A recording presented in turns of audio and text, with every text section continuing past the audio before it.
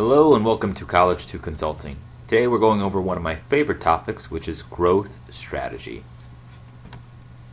So, growth strategy. What is growth? Well, this needs to be the first question you actually ask your interviewer during any type of growth strategy case. Growth can mean a lot of things. It can mean revenue, profit, it can mean product line, geographic expansion, even the head count of employees that you have.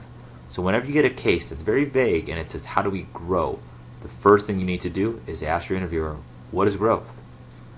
Let's give a couple examples and some strategies to use. The first is strengthening marketing. Now, it's one thing to just say what the strategy is, but it's another thing to give an example and to show how that is relevant to the case. A lot of interviewers will only say things like strengthening marketing. And to me, you might as well just say, make more profit. There's no real understanding of how to do so. So I'm going to show you examples for the rest of this presentation. So one thing we can do is we can strengthen marketing. For example, in 2006, Axe body spray launched, and honestly, they did not do that well. Sales were pretty stagnant and just not looking good. So what they did was they hired a new chief marketing officer.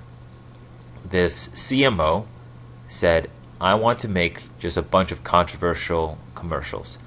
And so, Axe produced commercials where it showed men spraying Axe body spray on themselves, being followed by women who would just bust down doors and run over beaches in order to get to these guys. As a result, sales increased by 300% in the following year. Similarly, we can do targeted marketing for company X. That's an example of giving a real recommendation of growth strategy with strengthening marketing. Second thing is entering a new market. For example, IKEA was a furniture store that's Swedish, and it had a very tough time coming to the US. Not because people didn't really understand what it was or because of sizes, but really because Americans have this concept that when you got furniture, you got it for life, and it lasted with you, and it was handed down, and it was something that didn't break. So the idea of disposable furniture just did not do well with a lot of Americans. So IKEA created a bunch of commercials that showed the average American consumer that it was okay to get rid of older furniture and older appliances for newer ones, even though they were cheaper.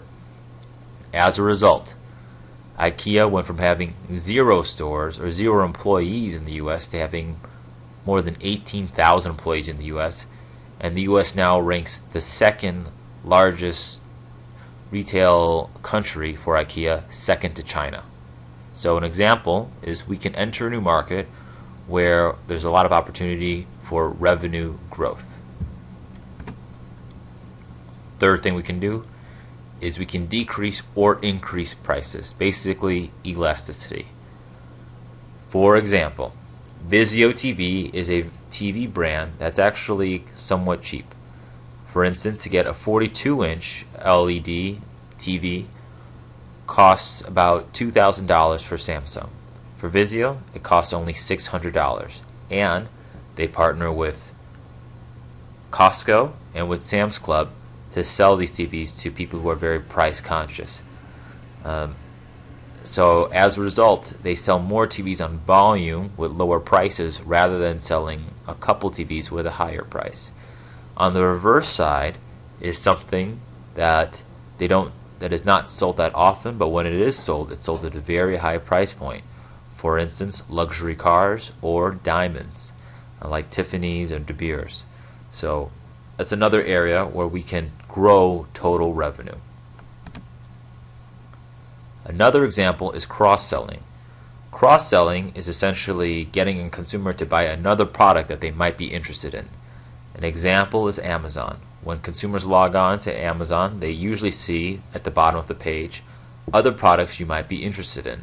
That is essentially cross-selling, and I think accounts for about 30% of their sales. Another company that's great at cross-selling is a company called Tesco, which is based in the UK. And Tesco is essentially a Walmart in the UK. before Amazon started doing this, what you may be interested in, Tesco was very revolutionary. And what they did was they segmented all of their customers into mutually exclusive groups. For instance, they had single males, 20 to 30, married women with children from X age to Y age. And they segmented these groups into these mutually exclusive categories. Then what they did is they gave every one of their members 3 coupons. 1 coupon for something that they already buy, and 2 coupons for products that they don't buy, but they might buy. As a result, normal coupon redemption in the UK is 1 to 2%. Tesco was able to garner 12 to 15% coupon redemption, meaning more engagement. Similarly, we can cross-sell product X with products Y in order to grow more revenue. Okay, that's another example of how we can grow. Furthermore, there's selling in bulk. Selling in bulk is essentially packaging items together. So while the items are cheaper per unit for a consumer, the consumer is still spending more money than they would have. A classic example is Costco, where you can buy a bulk amount of pens or other types of goods that you would normally only buy one of, as well as buying goods where they're packaged together. For instance, I think of laundry when you have the laundry detergent, the fabric softener, and static sheets all rolled into one.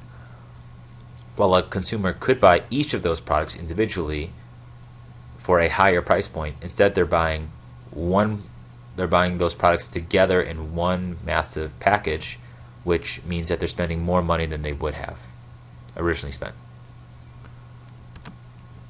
Lastly is creating a new product line or capabilities-based strategy. An example is Lunchables.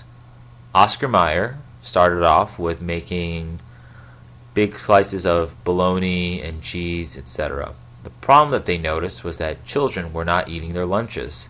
So what they did is, instead of creating an entirely new manufacturing plant and new capital that they needed to make kids eat their lunch, they decided to make everything they already had smaller.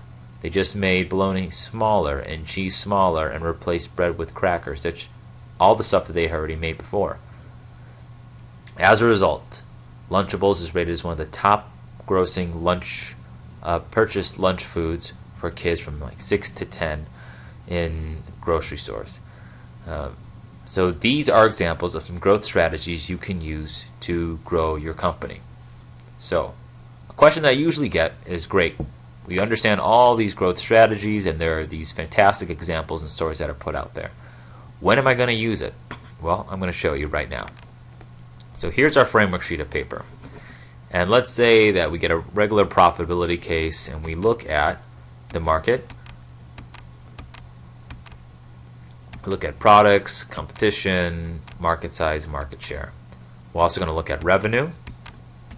In a normal profitability case, revenue streams, profit margins change year over year, as well as costs. And in this instance, we're looking at fixed costs, variable costs, change in costs year over year, as well as the rank of costs. So, volume is the last component in the profitability equation. Here is where you would list what you can use for growth strategy. So for instance, you would say, I want to look at the market, I want to look at revenue, I want to look at cost and volume. I like to understand what the current capabilities are for these different areas of growth, as well as how we can improve them. For instance, I like to look at our marketing capabilities. Have we entered a new market or not? How are we doing with prices? Can we change our prices to lead to more volume of sales? Is there an opportunity to cross-sell? Is there an opportunity to sell multiple products that we have in bulk? And lastly, is there an ability to utilize capabilities to create a new product line? So again, you're not giving a recommendation, but you're saying what you would want to look at. And for some cases, like McKinsey, they will just ask you to list as many growth strategies as you can. But off the bat, if you remember this, you have 6 strategies in your head that you can use with some great examples. So this is an introduction to growth strategy and where you can use it in your overall framework. But if you can remember 6 of these strategies, then it'll position you very well for whenever you get a case that says, how do we grow? Okay? Check out some of our other videos, which will go over other strategies for several other types of cases. Thanks.